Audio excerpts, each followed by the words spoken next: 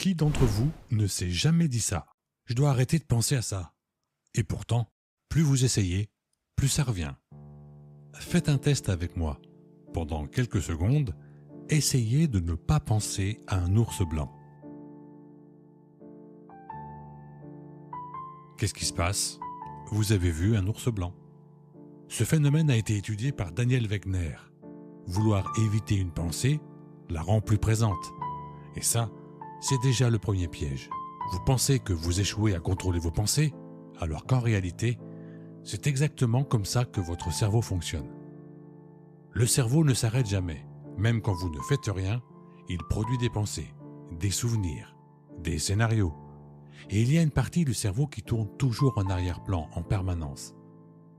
Vous êtes sous la douche et une vieille pensée revient. Vous marchez tranquillement et votre cerveau imagine le pire. Vous êtes posé et une pensée apparaît. Vous ne l'avez pas choisie. La pensée arrive, elle s'est imposée. Maintenant, regardez ce qui se passe quand vous essayez de contrôler ça. Imaginez que vous croquiez dans un citron. Un citron bien jaune, bien acide, bien juteux. Vous sentez ce que ça fait sous votre langue là maintenant. Rien que d'y penser, votre salive augmente. Pourtant, il n'y a pas de citron. Donc non. Penser n'est pas neutre. Penser, c'est déjà agir dans votre corps. Et maintenant, regardez ce que ça implique. Si une simple image de citron peut déclencher une réaction physique réelle, alors une pensée de peur peut déclencher de l'angoisse. Une pensée de honte peut vous faire vous sentir mal instantanément. Une pensée comme « je vais échouer » peut créer du stress, avant même que quoi que ce soit arrive. Votre corps réagit comme si c'était réel. Et c'est là que ça devient piégeux, parce que plus vous restez dans la pensée, plus le corps réagit, et plus le corps réagit, plus la pensée semble vraie. Et dans ces moments-là, qu'est-ce que vous essayez de faire? De vous distraire. Vous scrollez, vous mettez une vidéo, vous lancez une série, ou parfois même, vous ouvrez un placard sans même avoir faim. Juste pour ne plus y penser. Mais pour ne pas penser à quelque chose, votre cerveau doit bien vérifier que vous n'y pensez plus. Et pour vérifier que vous n'y pensez plus, il est bien obligé d'y faire référence, non? Vous êtes donc obligé d'y repenser. C'est comme vérifier si une plaie saigne en la touchant à chaque instant. Plus une pensée vous dérange, plus votre cerveau considère qu'elle est importante. Alors il la ramène encore et encore. Vous savez, c'est un peu comme ce dossier non traité sur votre bureau. J'en ai déjà parlé dans la précédente vidéo. Le cerveau met en place une sorte de système d'alerte interne.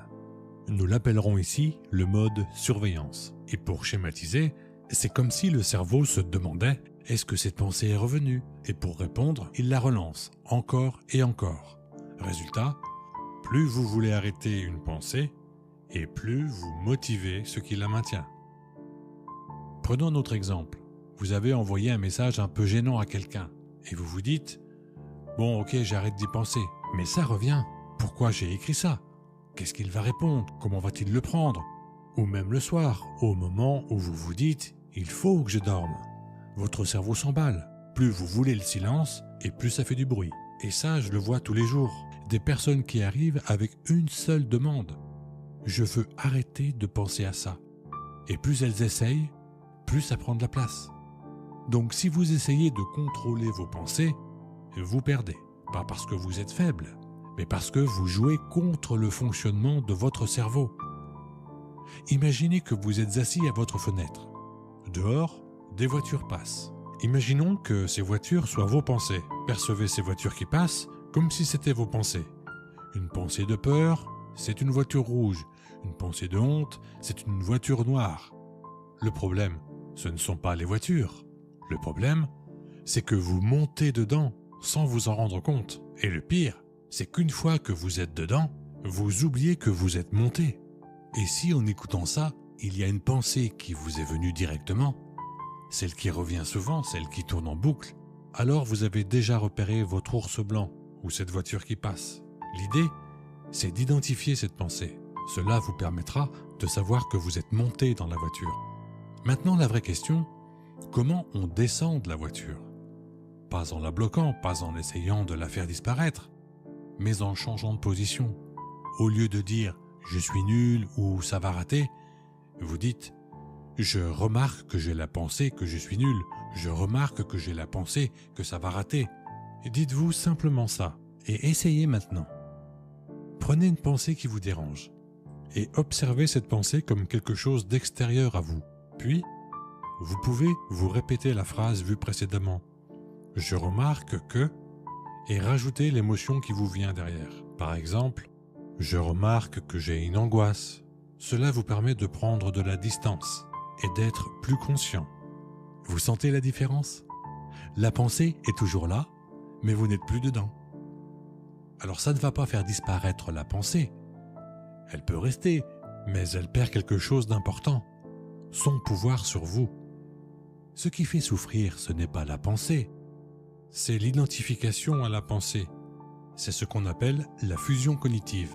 Quand vous portez des lunettes de soleil, le filtre vous permet de voir le monde d'une autre couleur. Et ce n'est pas pour ça que le monde est d'une autre couleur. Eh bien, c'est exactement la même chose pour les pensées négatives. Comme « je ne suis pas capable de faire ça », vous êtes tellement convaincu que c'est vrai que vous n'allez rien tenter. Alors retenez ceci.